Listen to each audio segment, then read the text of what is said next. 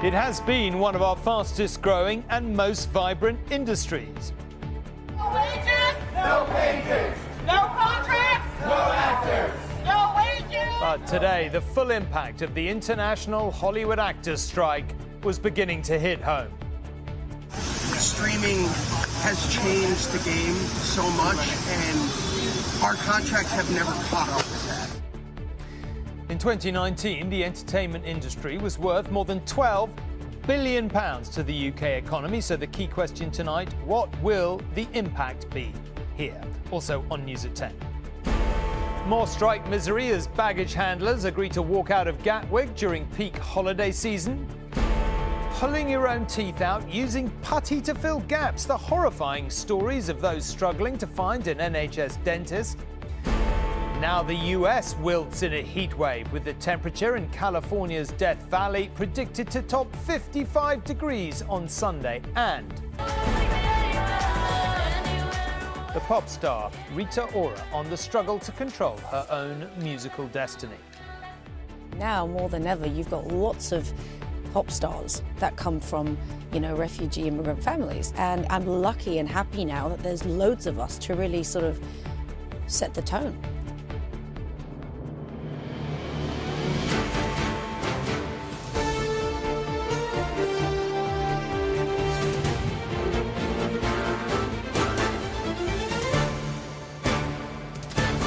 This is ITV News at 10 with Tom Bradby.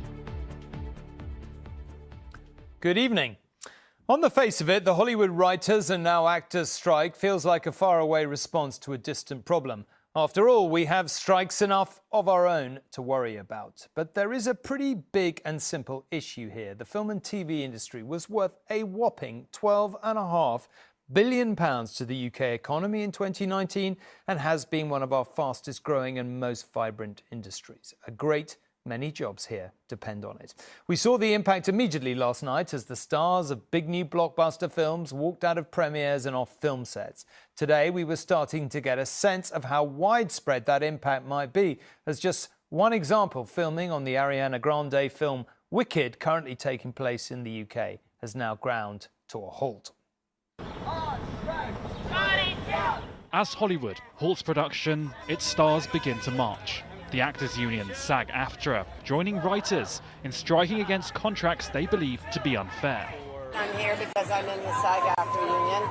I'm also here because of the writers union, and the corp agrees. I think that we're standing at a crossroads that is a part of a seismic sea change that's been happening for quite some time.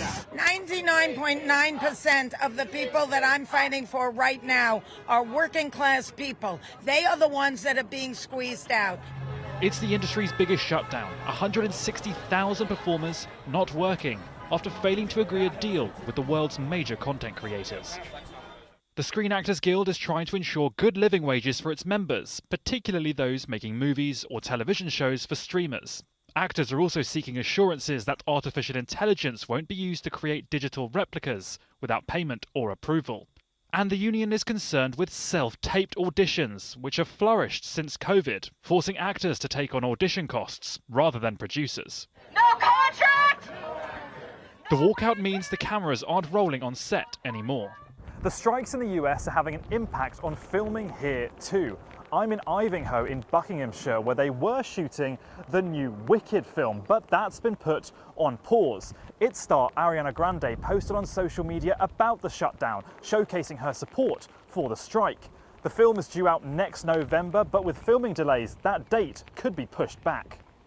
Who is he? The Gladiator sequel and the next instalment of Avatar are just a few of the other big-budget blockbusters that might see releases delayed.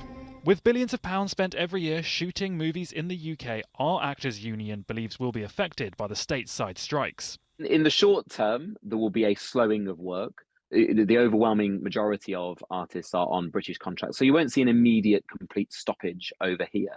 However, if the dispute deepens, if the producers refuse to engage properly, the number of permissions for SAG-AFTRA members to come over to the United Kingdom to work will reduce. Actors working on both sides of the Atlantic believe things need to be resolved as soon as possible. Everyone's only just back in the cinema. If everyone's next year is ready to go and there's nothing to watch, that's going to be a terrible thing. So we need to just talk sensibly and get it all sorted out. This is just the first day, but with no deal on the horizon, it could be months before directors call action once again. And Rishi is here to talk about all this. Look, as we've been saying at the top of this programme, this is a massive, massive industry for the UK. Lots of people's jobs depend on it. A bit of a crossroads, really, for the whole industry. It really feels that way. It's the first time we've had a joint writers and actors strike for 60 years, and a few of the celebrities on the picket line talking about how needed it was because of the advancements in artificial intelligence and the dominance that streamers now have over the industry. So this is their chance to make sure that they're treated fairly. Given that we've had extensions in the past and no agreement's been found, it appears that the unions aren't closer to getting either side to budge, and the big studios will start to feel the pressure when they look at what's coming up in the next few months or the next few years, and nothing is close to being finished when it comes to filming. It's important to note that big actors who work both in the UK and in the US on separate contracts, on the SAG agreement in the US, on the equity one here, they're not being discouraged from taking on work in the UK. It's a separate agreement and it's not under dispute. That's good for our film and TV industry, where production can continue on British projects, both in the present and in the future. OK, Rishi, that's very good. Thank you very much indeed.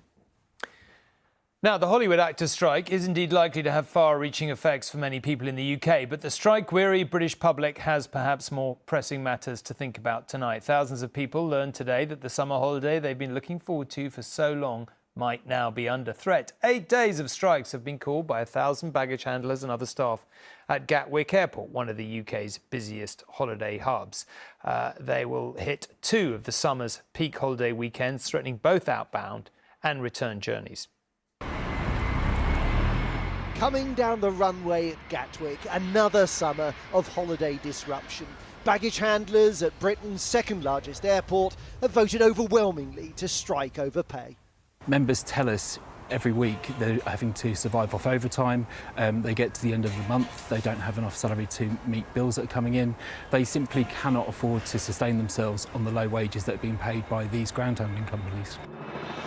Workers at 4 ground handling firms plan to walk out. Unite says they're paid £12 an hour on average and is seeking pay rises of up to 24%. DHL, which provides services to EasyJet, is one of the companies affected. Of the 1,000 Unite members who were balloted, 80% voted, and of those, 97% voted to strike. 8 days of strike action have been announced at the peak of the summer getaway period. As many as 1.7 million passengers are due to pass through Gatwick on these dates. EasyJet accounts for the lion's share of flights during the strike period, operating 2,300 departures. That's more than BA, TUI, Vueling and Ryanair put together. Tonight, the airlines told us they're disappointed by the results of the ballots, but they will continue to engage with the union in the hope of finding a settlement. Gatwick Airport says it will engage with the airlines to ensure that as many flights depart from Gatwick as possible, but it is not disputing the union's claim that disruption as it stands is inevitable. Olu Adeshanu's family is due to fly back to Gatwick from Turkey with EasyJet during the strike. He's hoping that common ground can be found in the coming weeks. His sympathy is with the workers. It's important that people are paid an appropriate and a fair wage for the work that they do. And so the disappointment is more with the sort of large companies. Last year, more than 1 in 3 flights to and from the UK were delayed as airlines who'd made redundancies during the pandemic struggled with shortages of staff. I think this summer could be as bad as last year, if not worse. This aviation expert says strikes are the issue this year, and ground staff at Gatwick aren't the only workers striking. The air traffic control strikes are proving really disruptive. Already this year we've seen thousands of flight cancellations, slightly more than last year because of restrictions, especially over France. At Gatwick, Unite is seeking a very large pay rise. The union calculates that airlines cannot replace their members, can afford to pay, and won't want to put passengers through the rigmarole of last summer. The union may have calculated wrong. Joel Hills, ITV News at Gatwick. A damning report into the current state of NHS dentistry says it's in such a bad state, some desperate people have even been reduced to pulling out their own teeth. And with many families simply unable to access NHS dental treatment at all, the health of children's teeth is also under threat. All this is before the knock-on health effects of disrupted dental care is brought into consideration. The Health and Social Care Committee says such pain and distress is totally unacceptable in the 21st century and urgent reform is needed. Every child in the UK is entitled to free dental care on the NHS, but a lack of access means some have never even been to the dentist. So at this school in Luton, pupils are having a check-up with the Dental Wellness Trust to stop tooth decay before it's too late. It all starts with prevention. So we know every year in England, 48,000 children go into hospital to have their rotten teeth removed under general anaesthetic. That's a huge number considering there is an NHS. A survey carried out in March shows a dental service in crisis, with 22% of Britons currently not registered with a dentist, while 27% of people haven't seen a dentist in the last 2 years. Most shockingly, 10% have resorted to DIY dentistry, performing procedures on themselves. When you'd be looking to fill any gap that might be missing, it takes a while to obviously get that right. It's not the easiest thing to do. Wesley in Barnstable lost his front teeth in a childhood accident. He uses putty bought online to make a temporary bridge and has had to resort to self-help because he can't access the care he needs on the NHS. At the end of the day, it affects people's day in, day out lives, and this is something that they should be on top of, really. It should be, just as important as every other service on the NHS. 456. At his dental clinic, Lenda Cruz does offer NHS appointments, but says a lack of investment by the government means he also has to take on private patients. If I was running a purely NHS practice, I would not have enough money to A, pay my staff, to manage inflation, to pay for materials. Material costs have gone up dramatically, and to cover investments that I'd like to put into the practice, to put new equipment, new materials, new radiography equipment. It's going to cost me a lot of money to do that.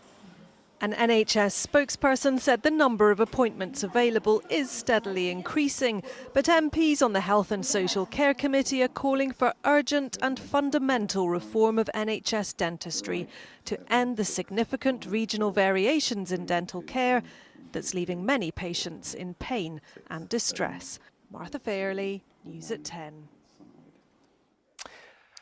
It was perhaps to be expected that the government would today double down on its determination that the public sector pay deal currently on the table between 5 and 7% is the final offer. But tonight the government is facing the wrath of the nursing unions, who earlier wrote angrily to the Health Secretary Steve Barclay about getting the lowest pay award. Award, I think is the word I'm looking for, Carl. Sorry, it's Friday night. What can I say? Look, last night, in fact, the moment this became clear, we thought this might be a problem, right? But the language used tonight is quite strong. Yeah, it has become a problem. And on the face of it, the nurses look hard done by. They had accepted 5%. And then yesterday, Rishi Sunak announced awards of 6 to 7% for everyone else. But those headlines do not tell the whole story. And the government will say, well, look, hang on, the nurses got a series of lump sums which take many of them to above inflation pay awards. The trouble is those lump sums for nurses are one-off payments. Some of the other groups, junior doctors, for example, have had lump sums which are consolidated. They're repeating, ongoing. And that means junior doctors are getting like 8 to 10% pay rises. That said, it's far below the 35% that they say that they need to take them back to the level they were at, and they are still on strike today in the middle of their biggest strike ever. Overnight, there was a cheeky tweet from the president of the Australian Medical Association saying that he was looking forward to welcoming many ex-NHS doctors to Australia next year because they'd all be leaving. Now, today, the Prime Minister's spokesman said, look, the issue of doctors emigrating has been overplayed. It doesn't happen as often as many people think it does. But the issue of retention of doctors and others in the NHS is an ongoing problem, and it remains to be seen whether these pay awards will be enough to keep them working for the service. OK, Carl, thank you very much indeed. Now, the mother of the 19-year-old student stabbed to death in Nottingham last month delivered a poignant eulogy to her son at his funeral today. Hundreds of people attended the funeral in Taunton of Barnaby Webber, who died alongside his friend Grace O'Malley Kumar when they were attacked after a night out. Barnaby's mother, Emma Webber, told mourners of the very long and painful road ahead as his family tried to cope with their loss. His father, David, said he had been a beautiful boy. Now, huge areas of the United States are currently in the grip of a heat wave that is both setting records and threatening health. The extreme heat has taken hold right across the country. On the East Coast in Florida, temperatures have been peaking at 40 degrees in some parts of the state.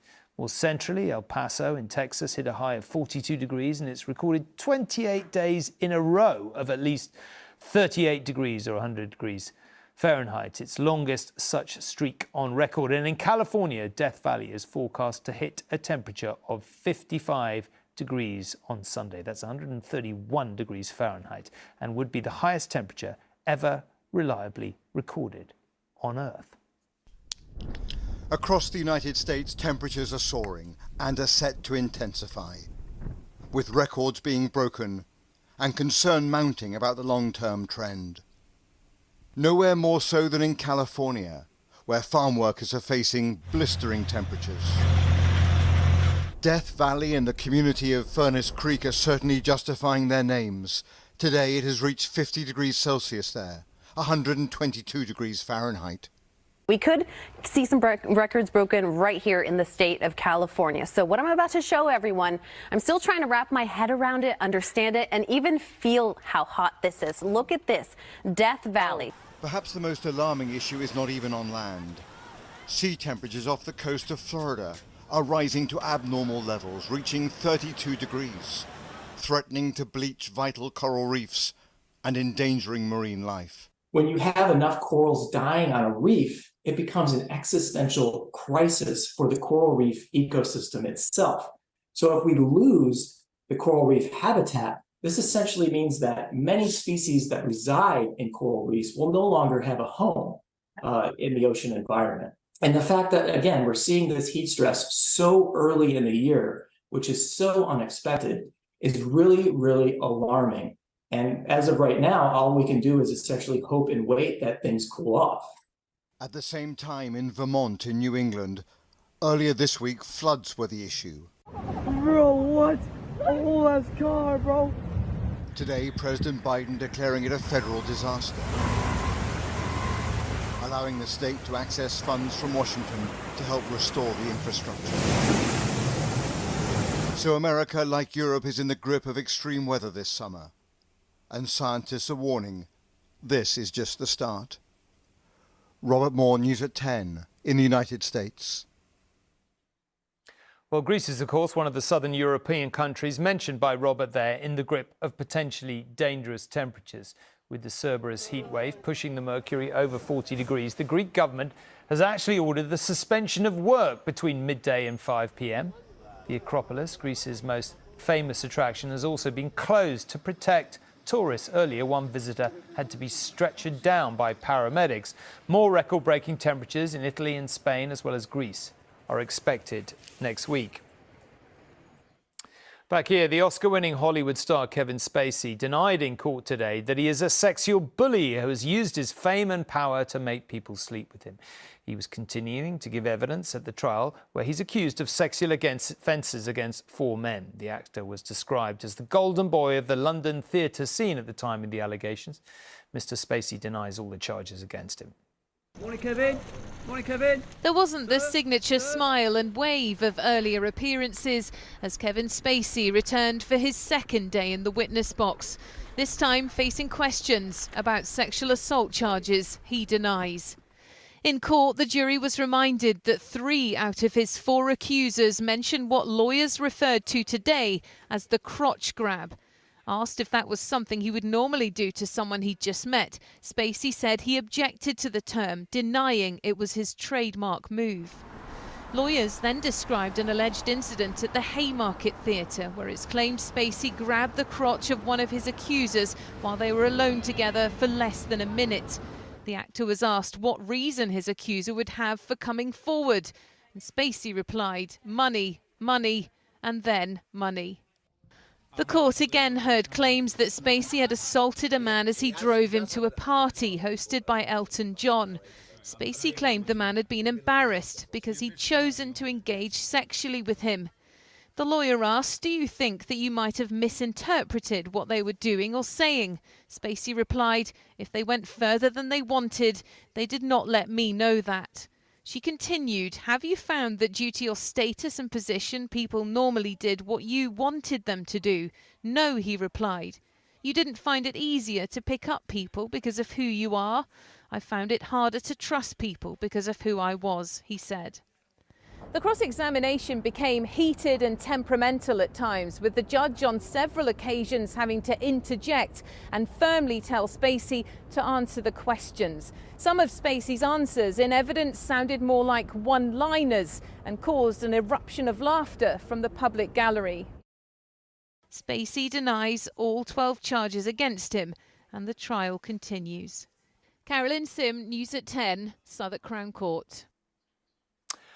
Watching crowds cheered today as India successfully launched its own mission to the moon. The spacecraft, named Chandrayaan-3, which is Sanskrit for mooncraft, took off from southern India this morning. Equipped with a lander and rover, the unmanned mission to the moon's south pole is a follow-up to a failed effort 4 years ago. If successful, India would become only the 4th country to land on the moon.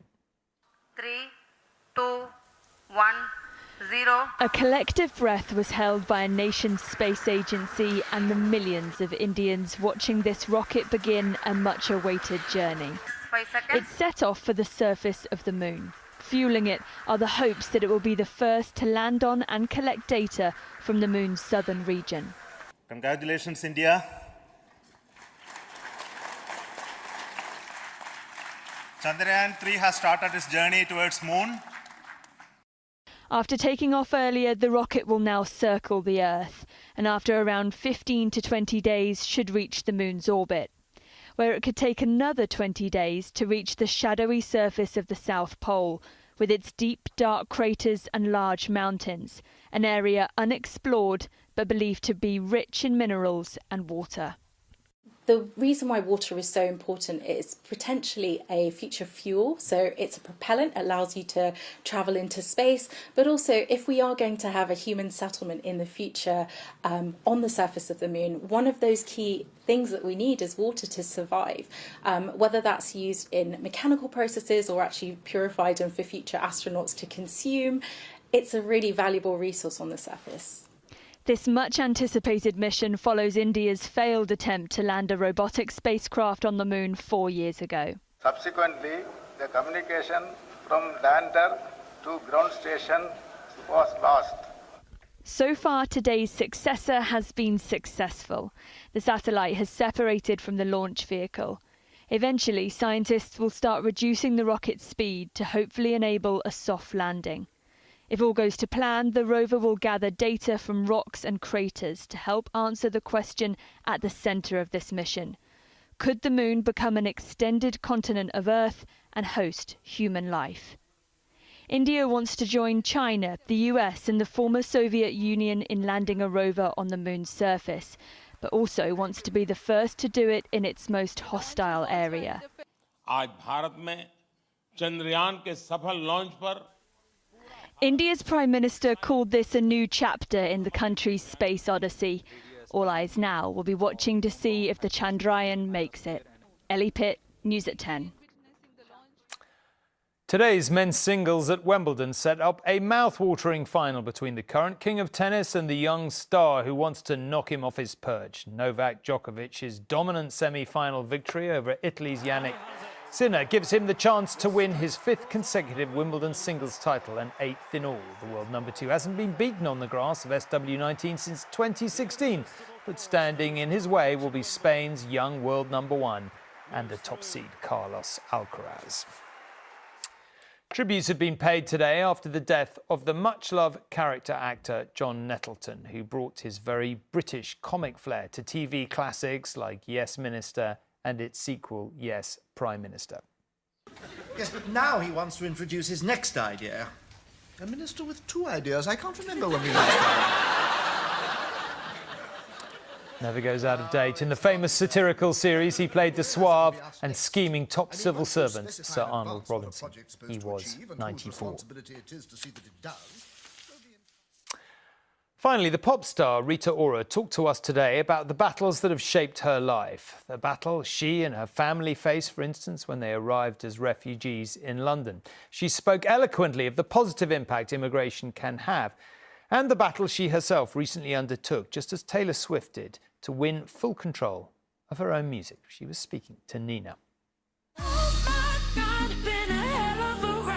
Her journey has certainly been more dramatic than many. As Rita Ora releases her third album, collaborating with one of her idols, Fatboy Slim, on this single, she has cause to feel grateful. Taking to the stage at Glastonbury this year, she was the embodiment of a pop star, in control of the crowd, and now, for the first time, in control of the music she makes. After a long dispute when she tried to leave Jay-Z's music label Rock Nation, which signed her when she was a teenager, and seeing the likes of Taylor Swift fighting for the rights to her back catalogue, Ora has signed a new deal in which she owns the masters, the original recordings of her new music. I've been in the music industry for a long time, but I've just learnt the power of owning my masters, and you really have to do the research to really understand, the numbers and how and who is looked after in the process of making of your album, everything from songwriters to producers to mixers, everything. And so I really wanted to control that aspect. What are you hoping to prevent happening by you owning your own masters? We don't get as much as we should when our songs are getting streamed. And Taylor Swift and everything that all these big artists have been saying, it's real. With more than 10 billion streams of her music and a record number of top 10 singles, she is also taking this moment and her success to try change the narrative over refugees. Having left Kosovo after the persecution of Albanians like her family in 1991, a country she now visits as a UNICEF ambassador, she says there should be more focus on the positive impact immigrants continue to have. I've always been very vocal about where I'm from and how lucky I am to be here, and all my dreams came true. I just really like to be an example for anyone that just wants to have that chance that it is possible. Now more than ever, you've got lots of pop stars that come from, refugee immigrant families, Dua Lipa, BB Rexa, and I'm lucky and happy now that there's loads of us to really sort of set the tone. I think it's really interesting to just try and show sympathy and a little bit of empathy on families, especially knowing that they just want to feel safe. There have been bumps in the road. She was criticised for breaching lockdown rules. But now with the new album and recent marriage, her husband is Oscar-winning filmmaker Taika Waititi, Rita Ora says she feels content and grown up. It must be really handy to have a director husband when you're making a video, though. I mean, of course I'm going to put him to work. I was like, come on, get up, it's time to do this. He was like, what are we doing? I'm like, making a music video. This is the new, emboldened Rita Ora.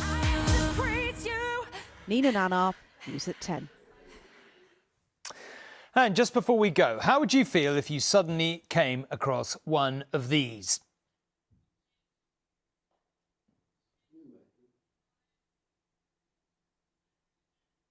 The Burmese python caught in Florida was 19 feet long. That's as long as a giraffe is tall. And that's a record for Florida, where the Burmese python is hunted as a highly invasive species, damaging to indigenous wildlife. That's it, but in summary, it's too hot to go on holiday in most places, which you won't be able to do anyway because the airports will be in chaos. There'll soon be much less to watch on TV, and there's no point in trying to sit in the garden because it's Britain in the summer, so the forecast is awful. More on that after this. But at least you haven't been eaten by a python, you see. Could have been worse. What an uplifting place to end. Have a brilliant weekend. I'll be back here on Monday. Good night. Thank you for watching.